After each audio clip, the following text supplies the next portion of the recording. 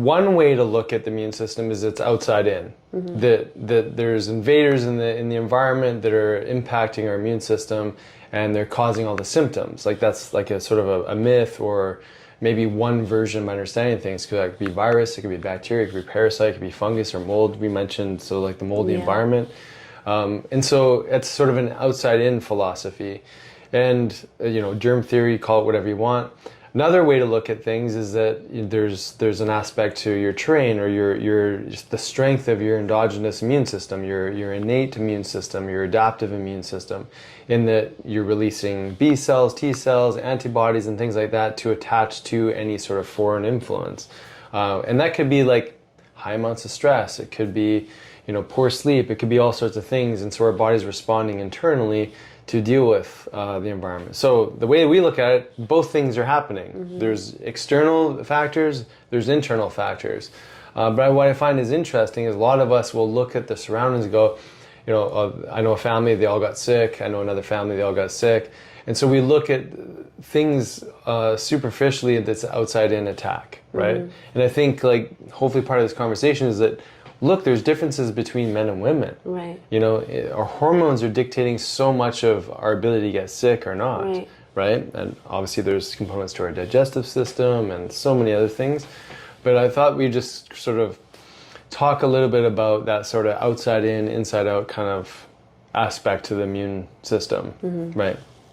So, other things that we would consider as, sort of immunological support would be looking at, how often, how is our insulin doing? How much is it getting upregulated as a result of our food frequency or activity? Like when we get more sedentary, we're not getting these, stimulatory aspects to our immune system that help us clear stuff out, whether it be lactic acid or, clear out the glucose that's building up in our blood as a result of us consuming food. Yeah. But what are some other things that you might think of, like sort of inside, building internal strength to deal with environmental influences? Yeah, so it's always looking at our vitality, like our vital force, to see what's going to influence it in a positive way and what's going to take away from it. So our daily habits, like how we're waking up, what we're doing throughout the day, what's going to strengthen our vitality. So when we are around that family that's sick, or the kids going back to school, they are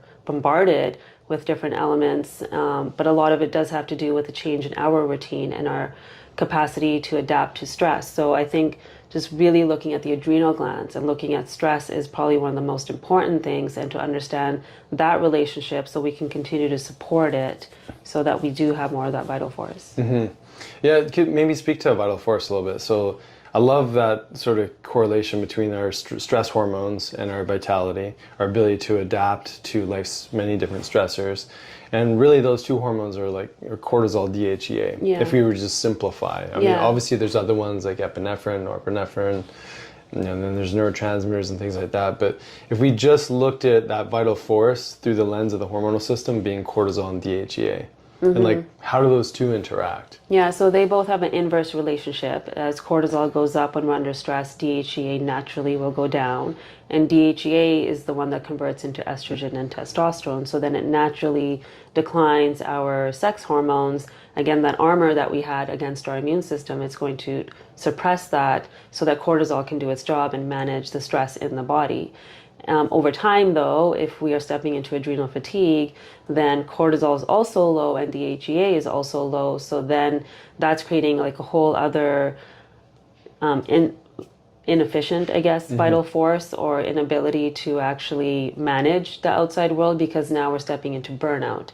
So if we can understand how do we support our DHEA so that we can then navigate those ups and downs, because that's a natural response that the body has. It's when we get stuck in that creates issues. Definitely. So, I mean, I think it's interesting to consider that when we're, looking at from an inside out kind of reality, we don't often look at our adrenal glands as an aspect to our immune system. But I think it's so important, and hopefully, if you're tuning into this, it starts to make sense. When you're more stressed, when you're losing your ability to adapt to life's many different stressors, like we brought up the mold, for some people, going into a new house with mold, it knocks them out. Right. Their immune system goes into complete overwhelm, right? And we call it environmental sensitivity. But this is happening to probably people that you know. Maybe it's happened to you before. Some people get headaches. Yeah. Right? That's like a hyperimmune response based on the environment causing this massive stress. And so when we get really low in our DHEA, our ability to bounce back from, life stressors gets affected, right? So that's huge. Yeah, so I know you have like an acronym or something that you use to describe what DHEA actually does in the body. Yeah. I think it's like the 4 M's. The 4 M's. So Yeah. mind, mood, memory, and metabolism. Your immune system's in there too. Yeah. So there's Well, two. all of that will influence your immune system. Exactly. Yeah. Yeah. So mind, mood, memory, metabolism. I mean, we know, there's a lot of research that shows like as we age, DHEA declines, just like testosterone, progesterone, estrogen, some of these other hormones. But there's a high correlation, again, not causation, but high correlation with low DHEA and Alzheimer's dementia. We really like look at DHEA, consider like resiliency in the mind. Yeah. It's really helping with memory, with that robustness and your ability to feel vital, feel strong. It's a androgenic precursor as well as estrogen, so it can be great for helping to build muscle and have a desire for activity, motivation, those kind of things. And for pain, I remember a while ago having a patient that had fibromyalgia, and DHEA was the thing that really shifted his like pain that was in his body. Yeah, it's huge. So I mean, just your ability to recover from something. So if you take that sort of like the many different things that DHEA does, and then apply that into someone who's got chronic burnout, feeling stressed, maybe they're in their sort of 35 to 45 plus year old range where there's a natural slope and decline to DHEA. They feel like they're getting sick often. Maybe there's triggers with food, and they go into new environments and it really rattles them. If someone around them gets sick, they're more likely to get sick. I mean, these are all signs that the DHEA is really burnt out. As an aside, I find it's really fascinating when people start to change their lifestyle habits, exercise more, eat the right foods, fast a little bit more, create that metabolic flexibility, start lifting some weights. DHEA naturally comes back. Yeah, because it's so adaptive. Yeah. Because I noticed that too with patients. Before I used to give a lot of women DHEA, and now what I've started to do is not go there right away, but change the lifestyle, do some of the other hormones, and just support the adrenals, and teach them how to do it naturally throughout their habits. It does shift very quickly. Yeah. And I think it's important for people to know, because I think we get so stuck in thinking this is who we are.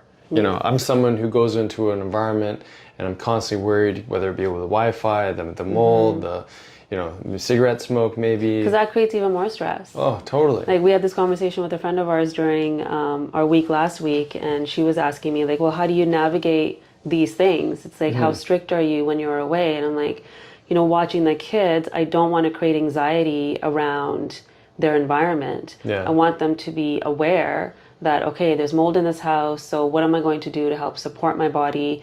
Okay, there's foods, we're in a small town that doesn't have organic foods and things like that. Am I going to fast for 7 days, or am I going to allow my body to like adapt to some of the pesticides and things it's going to be exposed to, because I've been doing the work up until that time? Yeah. So I think worrying about all those things creates more stress, which will then raise your adrenaline, your cortisol, and it's going to impact your vitality anyways. Yeah, and it's so interesting. I mean, and then you could take someone who's already massively depleted. Yeah. And they if they're not hypervigilant, it can really put them into a tailspin. Yeah. Right? So I think just knowing where you are at. Yeah. So I don't know if you noticed last week I kept saying when in Rome.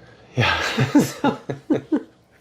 Yeah, well, that's the reality. I mean, you go any restaurant you go to, it's unlikely they're using olive oil, and you're getting unhealthy fats very commonly. Again, this is why we typically, when we're traveling, we're looking for places that we have our own kitchen, so we can dictate, obviously, what oils and things like that get in. And then, most of the Airbnbs, they're using non-stick pans. Like, there's other There's other things. Factors. Like, it's not about perfection. I think that's what's important. But I also think this is why it's so helpful to know your hormonal system. Yeah. Because, if you're running a Dutch test, a dry urine hormone test, you get a really, really clear picture at how adrenally adapted you are. What's your cortisol DHEA ratio? If you know that about yourself, you might take extra supplements for you to support your adrenal system. Yeah. Right. And looking at like how DHEA is converting to estrogen or testosterone. So again, going back to that armor that estrogen gives us for our immune system, knowing, okay, am I actually converting into testosterone or is it going into estrogen, so that we can support that conversion too. Yeah, exactly.